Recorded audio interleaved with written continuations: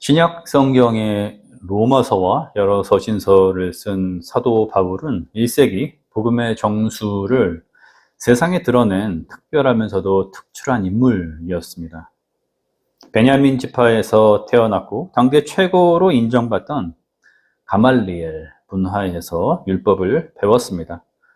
회심하기 이전 스데반의 순교 당시 증인으로 설 정도로 사회적 영향력도 컸던 사람이었습니다.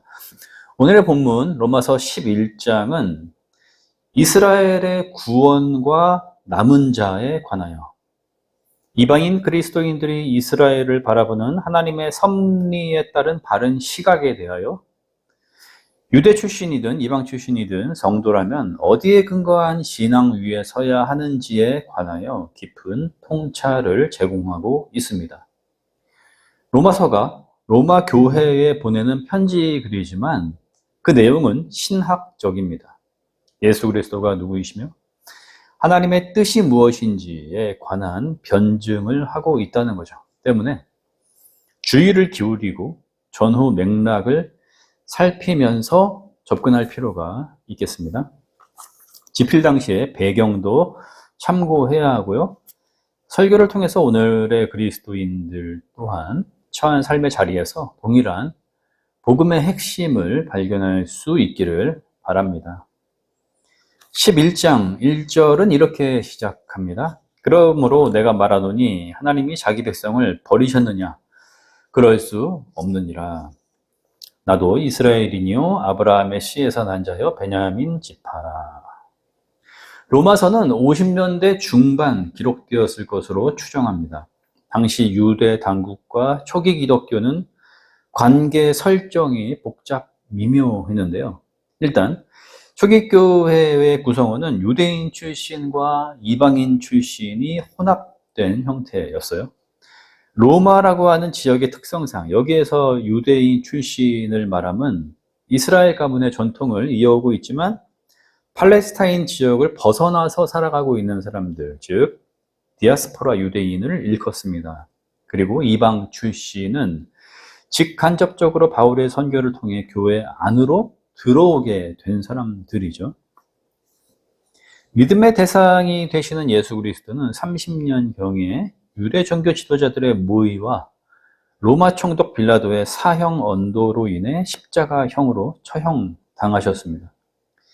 유대 당국은 초기 기독교에 대하여 여전히 불편한 시각을 가지고 있었을 겁니다.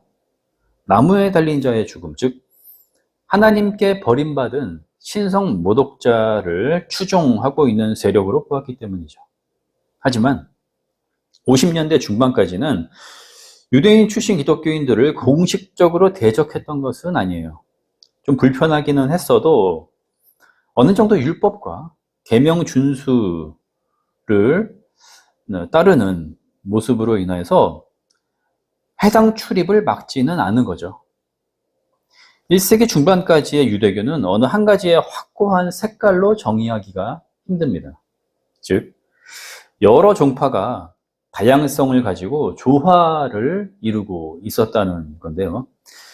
예를 들면 성전을 중심으로 활동하였던 사두개파와 율법을 강조했던 바리새파가 내세관에 있어서 교리적으로 뚜렷한 차이를 보였지만 유대교라고 하는 한 범주 안에 들어와 있었던 것처럼 말이죠. 그렇게 초기 기독교도 하나의 분파로 존재했던 겁니다. 그런데 복음이 유대 사회에 전파되기는 현실적으로 어려웠습니다. 그러다가 70년 로마에 의한 성전 파괴로 예루살렘이 멸망되는 사건이 일어나자 바리새파가 유대교를 주도하게 되면서 초기 기독교는 나사렛파, 이단으로 정죄되고 말죠. 해당 출입이 불허되고 저주 기도문을 통하여 공식적으로 배척되기 시작한 겁니다. 바울이 활동하던 시기가 이러한 과정으로 진행되던 과도기였어요. 바울의 이방 선교는 이러한 분위기 속에서 더 이상 유대 사회 안으로 복음을 전할 수 없게 되자 필연적으로 일어나게 된 결과물이었습니다. 이방 선교로 길이 열리지 않았다면 초기 기독교는 명맥이 끊어졌을지도 모릅니다. 이 말은 곧 이방세계, 로마 전역으로 복음이 퍼져 나가게 된 것이 하나님의 섭리였다는 거죠. 그런데 초기 기독교인들의 입장에서, 그리고 교회가 여전히 선교의 대상으로 삼아야 하는 유대인들을 바라보는 시선에 있어서 한 가지 중대한 의문이 제기되었던 겁니다. 하나님이 이스라엘을 버리셨는가? 이런 물음이었어요. 왜 이런 내용이 불거졌을까요? 일단 1세기 유대 사회가 초기 기독교를 부정적으로 대했기 때문입니다. 또한 초기 교회의 구성원들 중에서도 점차 이방인 출신이 늘어나게 되고 중심 세력으로 자리를 잡게 되자 유대 출신 기독교인들이 소수로 밀려나면서 영향력이 약화된 거죠. 헬라파와 유대파의 갈등 양상이 나타나기 시작한 것인데, 헬라파가 자신들을 자랑하기 시작했고 유대파는 소외감을 느끼게 된 겁니다. 바울은 하나의 예를 들어서 이러한 문제들에 관한 해명을 하려고 합니다. 이스라엘 민족을 참 올리브 나무로 보고 이방인을 돌 올리브 나무로 보는 겁니다. 하나님이 참 올리브 나무의 일부 가지를 꺾어 돌 올리브 나무의 가지를 접붙임하셔서 둘을 연합하게 하심으로 돌 올리브 나무가 참 올리브 나무의 일부가 되게 하셨다는 겁니다. 그렇다면 돌 올리브 나무는 자신이 자랑할 것이 없는 거죠. 접붙임 당했기 때문에 현재의 모습이 유지되기 때문입니다. 또한 참 올리브 나무는 전체가 베어진 것이 아니었어요. 일부 가지가 꺾인 것이었는데 그 이유는 돌 올리브 나무를 접붙임하기 위함이었습니다. 여전히 뿌리는 견실하며 하나님은 꺾인 나무 가지들을 돌보셔서 참 올리브 나무를 가꾸어 주실 때 그 풍성함이 되살아나게 하신다는 겁니다. 결론적으로 둘 다 모두 하나님의 섭리 안에서 진행되고 있는 과정을 겪고 있는 것이죠. 따라서 한쪽이 다른 한쪽에 대하여 상대적인 입장을 취할 것이 아니라 서로 잘 되기 위한 협력과 온전함을 이루기 위한 시간의 인내를 두고서 하나님 안에 머물러야 한다는 결론이 나오게 됩니다. 그렇다면 바울이 던지는 1절의 첫 질문에 대하여 이렇게 답할 수가 있겠죠. 하나님은 결코 이스라엘을 버리지 아니하셨으며 현재 그들이 잠시 강팍한 마음을 가지게 된 것은 이방 선교를 위한 길을 여는 방식이었다는 겁니다. 이후 하나님은 이스라엘과 이방 모두를 예수 그리스도의 복음 안에서 온전하게 이루어 가신다는 겁니다. 우리는 여기서 섣불리 신앙에 관해 판단하려고 하는 인간의 본성과 시간을 두고 하나님의 섭리를 깨달으려고 하지 않으면서 급하게 정죄하려고 하는 미숙한 태도를 돌아보게 됩니다. 1세기나 21세기나 마찬가지입니다.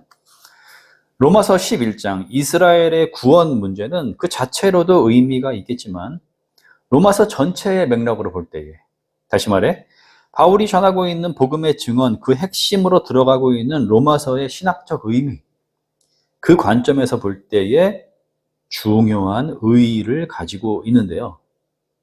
하나님의 칭의, 그리고 그리스도인의 믿음에 관한 본질을 다루고 있기 때문이에요. 11장은 10장과 12장을 함께 보는 것이 필요합니다.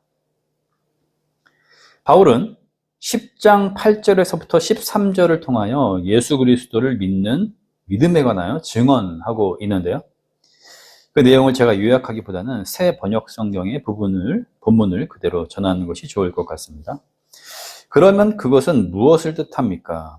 하나님의 말씀은 내게 가까이 있다, 내 입에 있고 내 마음에 있다 하는 말씀이 있습니다. 이것은 우리가 전파하는 믿음의 말씀입니다.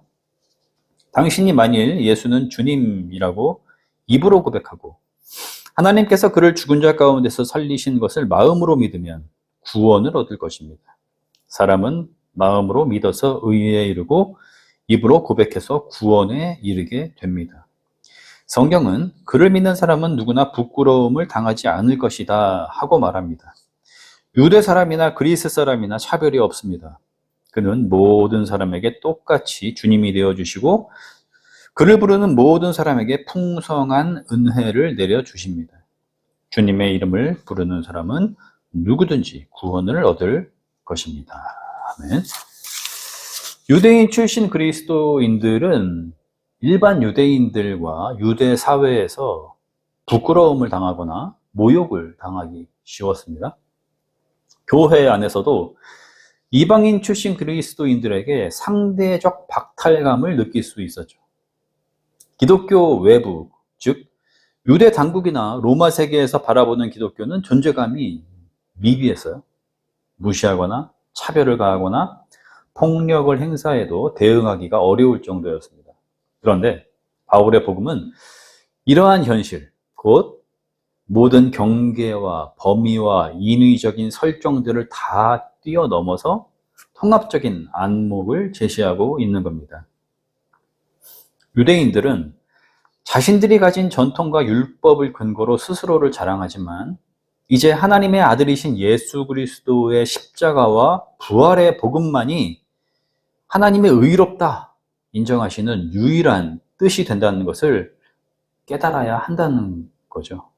때문에 현재 복음 안에 있는 자라면 하나님의 뜻을 바로 알지 못하는 이들에게 정죄되지 않기 때문에 그들을 대적할 필요가 없이 사랑으로 품을 수 있는 넉넉함을 가지게 된다는 것입니다. 하나님의 긍휼하심처럼 그들을 향한 긍휼함을 가지고 선교의 길을 더욱 확장해야 할 사명이 주어지고 있습니다. 이방 그리스도인들은 자신들이 교회의 중심 세력이 되었다고 생각하면서 스스로를 자랑한다거나 하나님이 이스라엘과 유대인이 아닌 이방 세계를 통해 예수 그리스도의 도를 드러내고 있다고 맹신하면서 그들을 배제해도 될 것이라는 착각에 떨어져서는 안 된다는 겁니다. 하나님은 이방인이 어떠한 수고와 노력을 통하여 구원의 복음에 닿을 수 있게 하신 것이 아니라 이스라엘의 뿌리 위에서 오직 예수 그리스도를 믿는 믿음의 차원을 통하여 그 길을 여셨기 때문에 전적인 선물로 받아들여야 한다는 거죠. 또한 바울이 11장 29절에서 강조하는 바 하나님의 은사와 부르심에는 후회함이 없다는 것을 교회가 놓쳐서는 안 되는 겁니다. 하나님이 이스라엘을 부르신 언약은 변치 않는다는 거예요. 바울이 1절에서 자신이 아브라함의 씨요 하나님이 자기 백성을 버리시겠느냐 당당히 말한 이유를 여기에서 찾을 수 있는 겁니다. 하나님과 이스라엘 간에 맺은 언약은 아브라함으로부터 이어지는 고유하면서도 변치 않는 약속입니다. 예수 그리스도의 오심은 이 언약의 기반 위에 서 있으면서 동시에 이제는 이스라엘에 한정되지 않고 온 세계로 확장됩니다. 하나님이 아브라함에게 온 세상이 너로 인하여 복을 얻을 것이다 말씀하신 내용이 성취된 것입니다. 설교를 듣고 있는 우리는 1세기 당시 이스라엘의 구원 문제 그리고 헬라파와 유대파의 갈등 상황이 오늘 우리의 삶의 자리에 무슨 의미성을 주는가? 의문을 제기할 수 있을 겁니다. 바울이 10장에서 복음을 설명하고 11장에서는 갈등의 문제를 해결하고는 12장에서 무엇을 강조하고 있는지 그 흐름을 이해한다면 의문에 대한 답이 제공될 것이라 생각합니다.